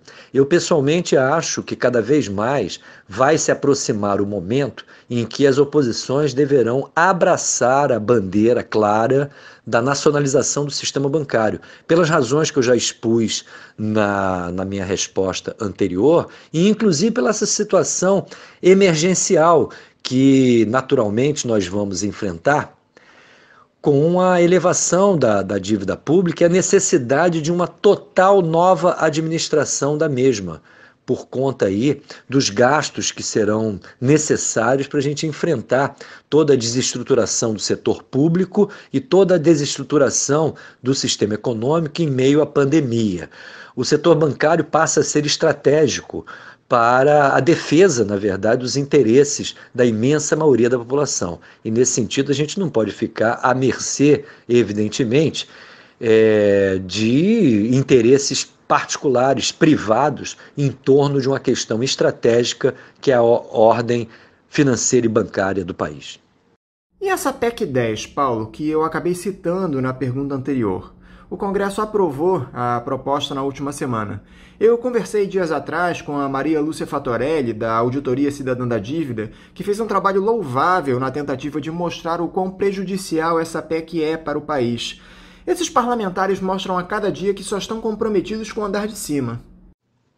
Anderson, de fato é um escândalo, né? Agora eu digo o seguinte, quem comanda o jogo parlamentar no Brasil são instituições privadas, e dentre essas instituições privadas, os bancos e as multinacionais falam mais alto, né? Então, me parece que Não foi somente os parlamentares em geral que votaram a favor aí da PEC 10, né? Boa parte da própria representação dita de esquerda ou progressista lá no Congresso também acompanhou esse voto. Muitos alegam que em função aí de necessidades, inclusive, da chamada ajuda aos estados, mas é isso que eu destaquei em resposta anterior. O governo está aproveitando essa situação emergencial para avançar no seu próprio projeto. E o seu projeto é do liberalismo radical, é de cada vez mais conferir poder a bancos e multinacionais. Então, nesse sentido, isso mostra a inconsistência da nossa oposição, e a oposição de esquerda especialmente, e principalmente a falta de um projeto claro que possa servir de modelo, inclusive para as posturas de resistência frente às ofensivas do atual governo, junto com a maioria parlamentar que comunga com o governo Bolsonaro dos seus mesmos propósitos. É o que eu disse, a TV Globo, ou o governador João Dória, ou o governador Witzel podem discordar do Bolsonaro, do Paulo Guedes, no tocante aos seus métodos. Entretanto, no conteúdo do que consideram mais importante, há uma total convergência. A oposição progressista, a oposição de esquerda, não poderia se confundir com isso, mas ela se confunde. Essa que é a verdade. Ela não tem uma personalidade e identidade próprias para enfrentar a crise. A esquerda está sem cara nessa crise. Essa que é a grande questão. E isso se reflete, inclusive, nessas votações vexatórias, como a gente observou no Congresso agora recentemente. Paulo, nós temos dialogado muito ultimamente a respeito do quadro da economia no país. E você fez um comentário muito interessante a respeito de tudo isso. Se abre uma enorme possibilidade para que uma oposição séria derrote esse discurso dominante dos liberais. Há disposição para esse enfrentamento no campo da economia, Paulo? Infelizmente, Anderson, não vejo nem disposição e, pior ainda, nem competência para que a gente construa um projeto econômico alternativo. Não sem razão, são economistas liberais, de formação liberal, que têm se destacado no debate econômico, inclusive com a recuperação de teorias monetárias que apontam num sentido absolutamente diverso desse que tem caracterizado o debate econômico nas últimas décadas, podemos dizer, todas baseadas na ideia do chamado ajuste fiscal. Eu sou daqueles, mas infelizmente sou minoria, que acho que a esquerda deveria principalmente se dedicar nesse momento à apresentação ao país de um projeto alternativo de economia, uma economia popular, uma economia para defender os interesses da imensa maioria da população, um projeto que deveria se basear justamente no objetivo estratégico da redução paulatina das nossas vulnerabilidades externas, buscando cada vez mais a nossa autossuficiência produtiva, tecnológica, financeira e comercial. Essa que é a grande questão. Um projeto econômico sério num país da periferia deve apontar para esses objetivos. E, por outro lado, não é possível pensar na consecução de uma economia popular sem um Estado popular. Ou seja, uma concepção de Estado que responda também às necessidades da imensa maioria da nossa população. E eu vejo que o pensamento da esquerda é muito atrasada, tanto no campo da economia, como no campo das concepções de organização do Estado. E isso, me parece, nos coloca aí numa situação de muito desamparo.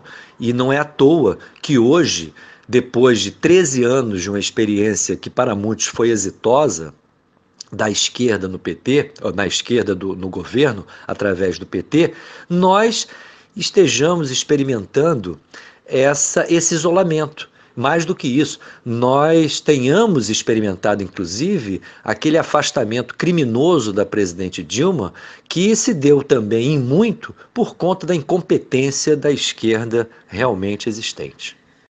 Para encerrar, Paulo, dá para vislumbrar uma saída diante de todo esse cenário, onde o desemprego aumenta enormemente e as pessoas não conseguem sequer comprar comida para garantir sua subsistência? É possível deixar uma palavra de esperança para os nossos ouvintes? Anderson, o ditado popular diz que a esperança é a última que morre, não é? E enquanto houver vida, há esperança. O problema é que as condições de luta hoje no país, inclusive de luta intelectual, são muito desfavoráveis em função do nosso passado recente, principalmente. Mas, ao mesmo tempo, a realidade presente me parece que coloca desafios enormes à nossa frente. E por isso eu acho que há esperança, sim. A situação de crise, especialmente a crise de milhões de trabalhadores hoje sem emprego, sem renda, ela necessariamente fará com que haja mudanças no plano político. E é nesse sentido, baseado inclusive numa história da esquerda brasileira que já produziu muita coisa positiva, inclusive em termos de formulação para políticas econômicas alternativas, para a própria organização de um Estado que não seja elitista e voltado para as classes dominantes, nós temos sim plenas condições de, através da luta política, recuperarmos o caminho aí que poderá nos assegurar uma trajetória rumo a um país que seja de fato independente, que seja dos trabalhadores e que responda às nossas imensas possibilidades. Nós temos um dos países com maior potencialidade do mundo em termos de desenvolvimento. O que precisamos é liberar as forças, tanto em termos da nossa capacidade real de trabalho produtivo, como também de trabalho intelectual, para construirmos um país que é viável, um país que tem todas as condições, desde que a gente afaste essa nossa elite predatória. E isso é uma condição, me parece, essencial, uma elite que não tem nenhum compromisso com as amarguras e dificuldades do nosso povo, para construirmos uma nova ordem. O que precisamos no país é uma economia popular, um Estado popular, para termos um Brasil popular. Paulo Passarinho, muito obrigado pela honra de mais essa conversa aqui no programa. Eu desejo a você uma boa semana e um forte abraço.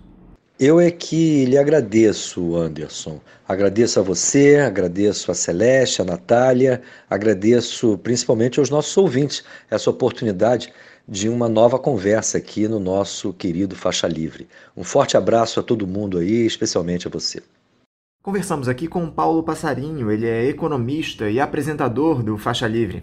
Vamos agora encerrando a nossa edição de hoje, convidando a todos vocês a estarem conosco amanhã, a partir das 8 da manhã, em mais uma edição do programa. Um abraço a todos e até amanhã!